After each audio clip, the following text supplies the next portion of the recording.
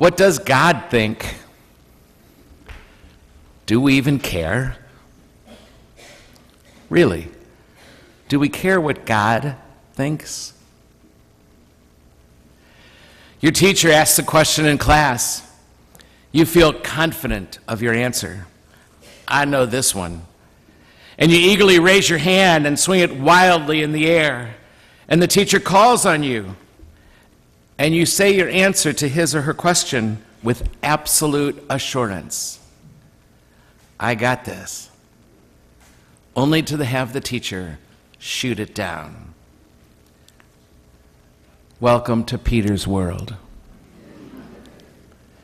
Peter thinks he has it right, but then things go terribly wrong. Peter has the right words. He calls Jesus the Messiah in answer to the question. He calls him the Messiah. He's got the right word, but he's speaking with that word out of a very partial faith, preconceived ideas, a partial faith, preconceived notions about what that word means. Here he speaks from his understanding of what Messiah means, and he gets it wrong.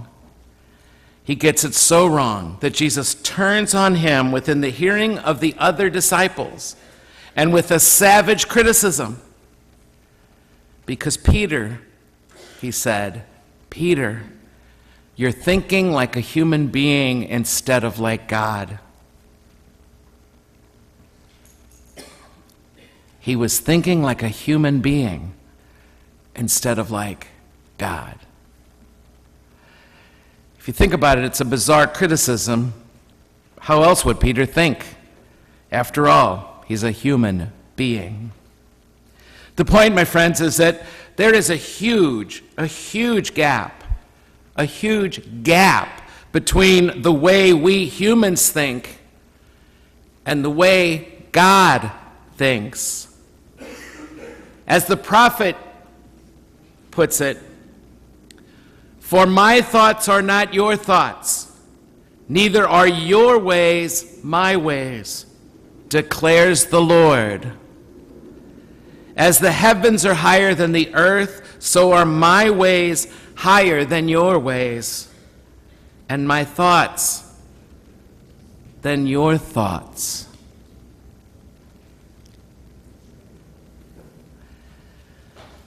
I would bet if we took a test about certain understandings of things we carry into this world, into our lives, and compared it to what the wisdom is about what God thinks about those very same things, I suspect we would get that same savage criticism. You're getting in my way. And we would be once again welcome to Peter's world. Let me give you just a couple examples. How we understand suffering. How we understand sickness. How we understand failure. How we understand success. How we understand imperfection in us or in others. How we understand conflict when it arises. How we understand being right. How we understand death. How we understand the rules and the laws and the tradition. How we understand the value of wealth. How we understand the person sitting next to me, or any person, stranger or friend. How we understand people. How we understand greatness. How we understand personal criticism. How we understand enemies. How we think about our need for control, or that our job is to fix things, or that need we feel for revenge when we're hurt. How we understand power. I would bet on most every one of those notions we have ideas very different from God's, and you and I are thinking very differently than God thinks about those very same things. For example, Just this past summer, somebody gave me a new baseball cap. It's red with white printing in the front.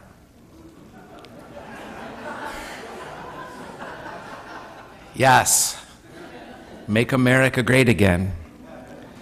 And they really prized it, and they really wanted to share it, and that's totally, totally cool with me, except, are we thinking about greatness like we humans think about greatness, or do we think about greatness in terms of how God thinks about greatness? Because if I'm praying for America to be great again from where God thinks, to be great is to be the least of all and the servant of all. Now do I wear that baseball hat? Do I align with that thinking of God instead of the thinking of humans? Do you want to think like God? Or do you want to think like humans think? I could go down the list on every one of those things, and those are just some examples. There's other examples as well, like when God says to be empty is to be full. That's certainly not how I think about emptiness, or when I'm poor, I'm really rich. That's not how I tend to think as a human being about poverty. Or when I lose myself, I gain. What? God does not think like you and I think. The gap between what we think and what God thinks is killing us. Literally and figuratively killing us. It's causing all kinds of death and destruction in the world and in our own psyche. The state of the world is because we're not thinking like God. And so things are out of alignment.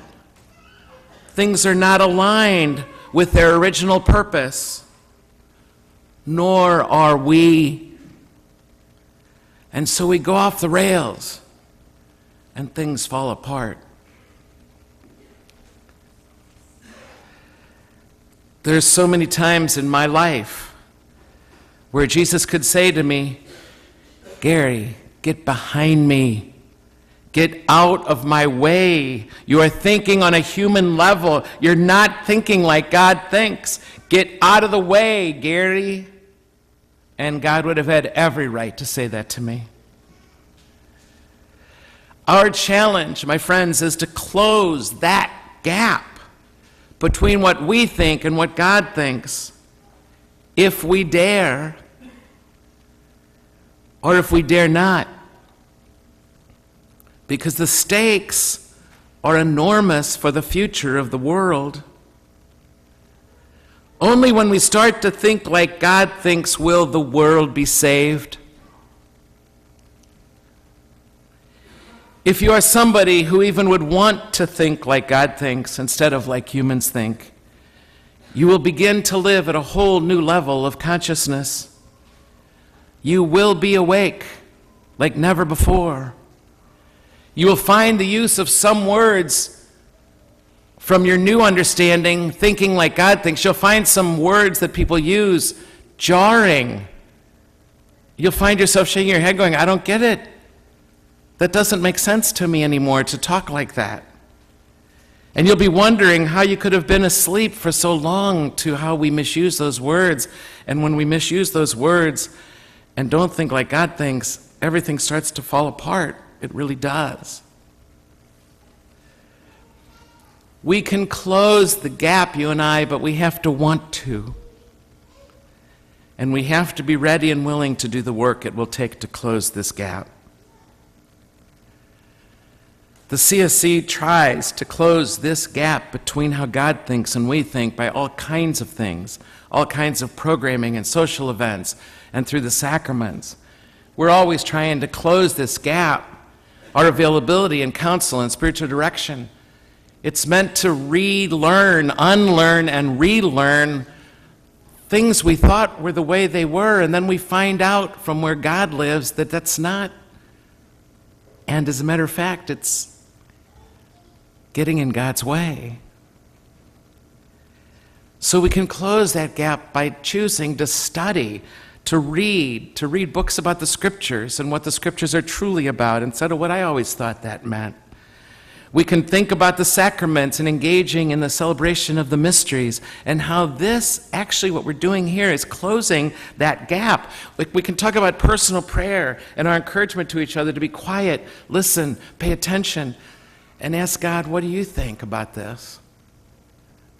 Before we start imposing our thinking on the universe. We can close that gap. Just like Jesus did for Peter. You notice right after Jesus tore into Peter for thinking like a human being and not like God, he doesn't leave Peter back there. He doesn't abandon him. He works with Peter. He keeps working with Peter. He begins to teach Peter, letting Jesus teach us how God thinks closes the gap. And so to celebrating this mystery, like I said, instead of just trying to resolve every mystery and fix it, but to really be on our knees before mystery is so different. Living with the tension between the Scripture text and this other Scripture text, and trying to put these together, I can't just discount that. If this Scripture says the only way to heaven is by the way, the truth, and the life that Jesus is, and this Scripture says anybody goes to heaven who feeds the poor and visits the sick, those are texts that are in tension. They're diametrically opposed. How do we put that together? Because to begin to live in the tension between two opposing texts in dogma, doctrine, or Scripture will begin to open us to the mind of God. It's just the truth. Embracing paradox will get us out of our need to control. The illusion we have control, which is getting in God's way. To believe is to take the thinking of God as our own. Our destiny is to begin to think more and more like God thinks. Because after we begin to think like God, we'll begin to act like God in this world. The God Jesus believed in. The thinking of God that Jesus expressed in his life and teaching. We'll begin to put flesh on God's thinking, just like Jesus did. And I can say this to you without any shadow of a doubt, and there's not too many things I can say that about. You and I will be far happier, and so will the world be, especially our little worlds, if we work on changing how we think about things and begin to learn how to think like Jesus thought, because the mind of Jesus is the mind of God. So the next time life asks you a question, the next time suffering comes your way, or sickness, or failure, or success, or your own imperfection or others, or conflict, or death rather, or the rules and the laws and the place of tradition, or the value of your money in your bank account, or somebody criticizing you personally, or enemies in your life, or your own need to be great, your desire to be great. The next time life asks you a question and you think you know the answer, and you raise your hand and wave it wildly in the air to give the answer you're convinced is right, think again and do your best to give God's answer, and not just your own. Because you don't want it to appear in the words, by my name or yours, Gary, get out of my way.